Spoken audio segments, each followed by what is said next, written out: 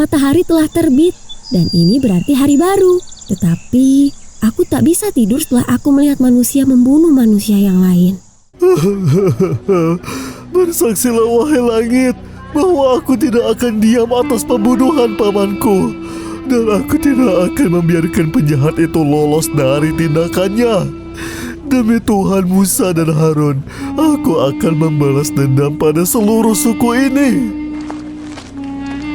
Tenanglah Hajar. Allah mengasihi dan menyeru untuk saling menjaga antar suku dan menolak untuk membesarkan masalah perbedaan di antara mereka. Dan apa yang mereka peroleh setelah membunuhnya? Aku jauh lebih sedih darimu atas kematian ayah. Api amarah yang ada di dadaku membara. Sampai-sampai jika aku melihat si pembunuh itu di hadapanku, maka api itu akan membakarnya. Dan apakah kita akan diam saja? Yang aku harapkan sekarang adalah kedatangan 50 orang yang akan menyelidiki kasus pembunuhan ayah. Dan kemudian mereka akan mendatangkan pembunuhnya kepada kita sebagai ganti darah. Kau benar. Dan jika mereka tak menemukan pembunuhnya, maka kita akan mendapatkan uang darah tentunya. Siapa yang telah tertarik untuk membunuhnya? Pembunuhnya bisa jadi pencuri atau bandit. Pertanyaan paling penting adalah, apakah ada dampak bahaya pada perdagangan kita karena kejahatan ini? Pasti, pergerakan perdagangan bisa jadi benar-benar berhenti dan timbul perpecahan di antara dua suku. Lalu, apa yang akan kau lakukan wahai pemimpin kaum? Kita akan pergi ke Nabi Musa alaihi salam dan memohon kepadanya untuk berdoa kepada Tuhannya agar ia menyelesaikan permasalahan ini. Apa yang dikatakan Sayyidina Musa kepada manusia? Sudah berapa lama kau tertarik dengan urusan manusia? Tolong beritahu aku, apa yang terjadi? Dia mengatakan kepada mereka bahwa Tuhan memerintahkan mereka untuk mengorbankan seekor sapi. Sapi? Apakah mereka berbicara tentangku? Apakah tidak ada sapi selain dirimu? Ada ribuan sapi di dunia ini. Bisa jadi kamu, aku, atau sapi yang lain. Dan mereka berkata kepada Nabi, apakah kau anggap kami sebagai lelucon? Betapa beraninya mereka berbicara seperti itu kepada Nabi mereka. Dan apa jawaban Sayyidina Musa alaihissalam? Dia berkata, aku berlindung kepada Allah agar aku tidak tergolong orang-orang yang bodoh. Lalu apa yang terjadi? Itu saja. Dan mereka kembali ke rumah mereka.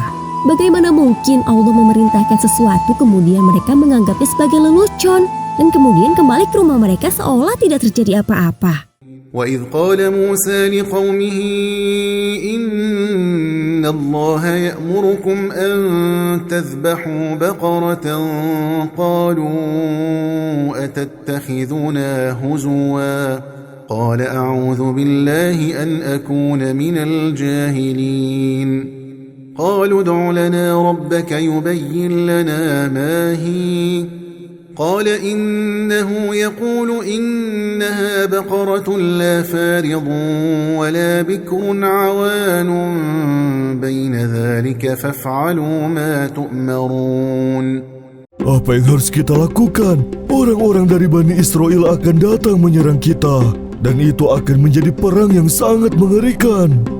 Kita pergi saja ke Sayyidina Musa dan bertanya tentang jenis sapi serta ciri-cirinya. Katanya sapi, artinya ya sapi. Jadi, kenapa kita harus mempersulit kita sendiri? Ini hanya menunda waktu. Bisa jadi masalah ini terselesaikan tanpa kita harus mengorbankan seekor sapi. Hajar, kau di sini? Aku selalu di sisimu sepupuku dan melindungimu adalah tugasku, bahkan tanggung jawabku. Melindungiku dari apa? Dari orang yang telah membunuh pamanku. Siapa tahu mereka juga ingin membunuhmu. Sebenarnya aku tidak berpikir bahwa kau akan mengambil posisi seserius ini setelah kematian ayah. Ini hanya tugas yang sederhana, tetapi aku khawatir akan masalah kecil. Apa itu? Bahwa aku mendekatimu untuk melindungimu ini bisa menjadi sebuah gosip. Bukankah sebaiknya kita menikah? Kita menikah dalam situasi seperti ini? Bersama kita berbagi dalam kesedihan dan kegembiraan. Kau tidak akan menemukan seseorang untuk menasihatimu dan mengurus hartamu kecuali aku. Ayo ceritakan padaku tentang kabar manusia. Orang-orang datang kepada Sayyidina Musa dan memintanya untuk berdoa kepada Tuhan untuk mengetahui sapi apa itu. Lalu apa yang terjadi setelah itu? Dia berkata dengan lisan, itu adalah sapi, tidak tua dan tidak muda. Apakah mereka menyembelih sapi itu atau mereka sedang dalam perjalanan untuk menyembelih sapi itu? Tidak dua-duanya. Aku tidak percaya dengan apa yang aku dengar. Mengapa mereka tidak melaksanakan perintah Tuhannya? Nabi Musa alaihissalam juga berkata dengan arti yang sama. Lakukan apa yang diperintahkan. Bagaimana kita menjelaskan kepada Nabi Musa tentang keterlambatan kita dalam melaksanakan perintah Tuhannya kali ini? Bagaimana kalau kita bertanya tentang warnanya? Apa pentingnya warna? Warna sangat penting. Kau lihat pasir berwarna kuning, rumput berwarna hijau, langit berwarna biru, dan matahari berwarna jingga. Kau lihat betapa pentingnya warna, bukan? Aku tidak faham, tapi aku ingin segera mengakhirinya. Ayo, mari kita bertanya tentang warna.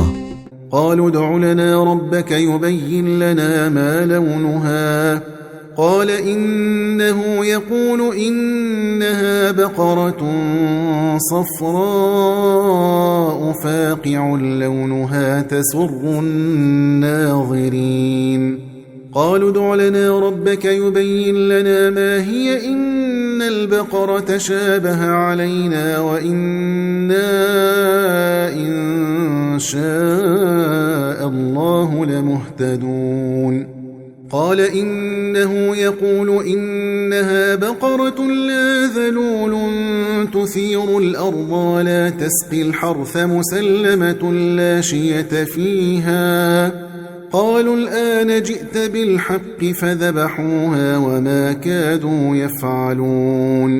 Bukankah sudah aku katakan kepadamu, akulah sapi yang dimaksud. Sapi yang berwarna kuning cerah yang menyenangkan siapapun yang melihatnya. Ayo, temani aku ke ladang kacang yang baru itu. Aneh, untuk pertama kalinya kau bicara padaku tentang makanan. Aku rasa waktu penyembelihanku sudah dekat.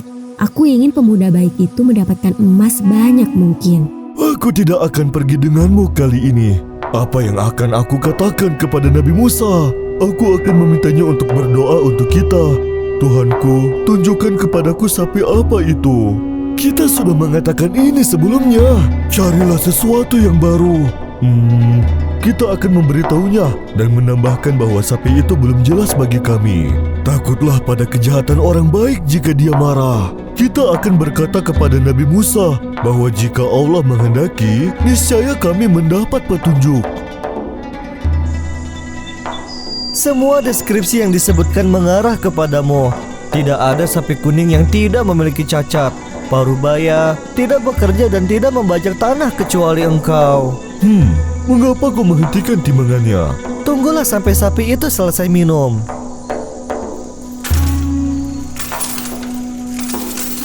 Sedari dulu, aku tidak pernah ingin menjualmu. Bahkan semua emas ini tidak akan cukup untuk menggantikanmu selamanya. Seharusnya kamu bangga karena aku akan menjadi salah satu ayat dari ayat-ayat Allah. Walaupun aku tidak tahu caranya seperti apa.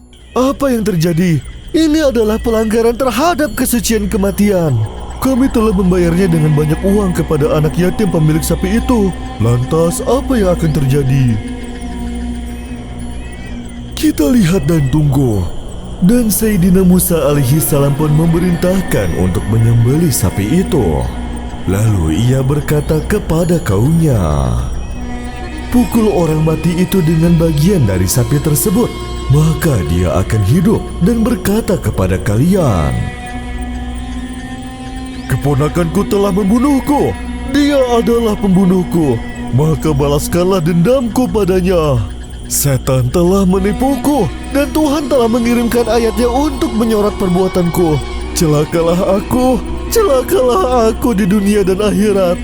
Anak lelaki yang soleh yang setia kepada ayahnya pun akhirnya mendapatkan apa yang pantas ia dapatkan dari kekayaan. Pembunuh dan penipu pun membayar harga atas kejahatan yang telah dibuatnya. Sebenarnya Bani Israel dapat terbebas dari semua kesulitan ini dan menghemat semua emas itu jika mereka melaksanakan langsung perintah ini dari awal, serta menyembelih sapi yang mana saja. Tetapi mereka mendebat dan bersikeras hingga akhirnya mereka harus membayar banyak emas untuk seekor sapi itu.